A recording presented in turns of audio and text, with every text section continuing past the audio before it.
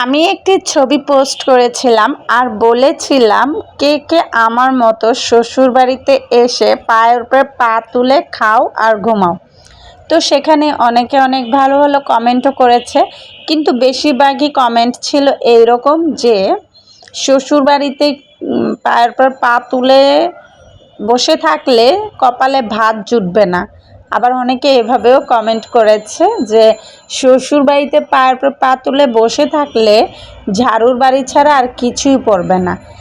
আবার অনেকে এভাবেও কমেন্ট করেছে যে জীবন নিয়েও শ্বশুরবাড়িতে পায়ের উপর পা তুলা বসতেই পারলাম না।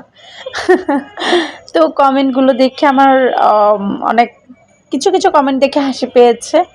তো আমি বলতে চাচ্ছি আসলে ওই ছবিটার পিছনে আসলে রহস্যটা কী। মূলত ওই ছবিটা আমি এমনিই তুলেছিলাম, আর ছবিটা পোস্ট করেছিলাম এই ক্যাপশনটা দিয়ে, জাস্ট ফান পারপাসে। কারণ ভাই, বাঙালি শ্বশুরবাড়িতে কোনো বই পায়ের উপর পা তুলে খেতে পারে না, প্রথম কথা। দ্বিতীয় কথা হচ্ছে, শ্বশুরবাড়ি এমন একটা জায়গা যেখানে আপনাকে সব সময় আপনার পরিশ্রম দিতে হবে, সব সময় আপনাকে হাসি মুখে থাকতে হবে, এবং সব সময় আপনাকে দুই পায়ে দাঁড়িয়ে থাকতে হবে যে কখন কে কী অর্ডার দেয় সেটা আপনাকে পূরণ করার জন্য। আর এটাই বাস্তব ভাই। আমরা পরের বাড়ির মেয়ে, আমরা শ্বশুরবাড়িতে কখনো পায়ের উপর পা তুলে বসে থাকবো বা পায়ের উপর পা তুলে সময় কাটাবো, কেউ আমাকে খাবার এনে দিবে, সেটা কখনোই পসিবল না। আর শ্বশুরবাড়ির শাশুড়ি শ্বশুর এদের থেকে এরকম আশা করাটাও হচ্ছে একটা বোকামি। তাই তাদের পাওনাটুকু আপনি তাদের মতো বুঝিয়ে দিবেন, যেটা শ্বশুর শাশুড়ি আপনার থেকে পাওনা সেটা আপনি তাদের দিবেন, এবং আপনি যতটুকু পাওনা ততটুকু যদি তারা দেয় নেবেন, আর না দিলে তো কিছু করার নাই।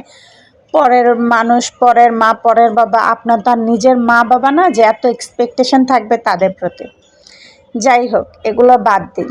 বাই দ্য ওয়ে, আমি কিন্তু আমার শ্বশুর শাশুড়ি সকলের সাথে অনেক সুখে আছি। আমার শাশুড়ি মা খুব ভালো মানুষ, আমাকে অনেক অনেক আদর করে এবং আমিও তাকে অনেক ভালোবাসি, এবং সবসময় দোয়া করি আল্লাহর কাছে আমার শাশুড়ি যেন আমার মনের মতো সব সময় থাকে। আপনারা সবাই আমার শাশুড়ির জন্য এবং আমার শ্বশুরবাড়ির সকলের জন্য দোয়া করবেন। যাই হোক, এটা হচ্ছে তখনকার ভিডিও যখন আমি আমার শ্বশুর বাড়িতে ছিলাম। যেহেতু আমরা আলাদা থাকি, আমার হাজব্যান্ডের অফিসের জন্য, ওর অফিসটা হচ্ছে আমাদের শ্বশুরবাড়ি থেকে দূরে হয়ে যায়, এই জন্য আমার হাজব্যান্ডের অফিস যেখানে সেখানেই আমরা বাসা ভাড়া নিয়ে থাকি। এই তো। আর এটা হচ্ছে শ্বশুরবাড়িতে বেড়াতে গিয়েছিলাম, তখনকার ভিডিও দেখেন, কত দূরে ভিডিও। আমি জুম করে দেখছিলাম যে ওই বাড়িতে কি হচ্ছে। যাই হোক, আজকের ভিডিওটা অনেক কিছু কিছু ক্লিপ মিলিয়ে দিয়েছি, কারণ এখন আর ভিডিও করতে মন চায় না, ভিডিও বানাইতে মন চায় না, কেন জানি ভালো লাগে না। তারপরে পেজ যেহেতু খুলেছি, পেজটাকে রানিং রাখার জন্য ভিডিও বানানোটা ইম্পর্টেন্ট, তাই বানিয়ে ছেড়ে দিলাম। আশা করব আপনাদের আমার ভিডিওটা ভালো লাগবে। আর যদি আমার ভিডিওটা ভালো লাগে অবশ্যই আমার পেজটাতে ফলো দিয়ে যাবেন এবং লাইক কমেন্ট করে শেয়ার করে দিবেন আপনার টাইমলাইনে।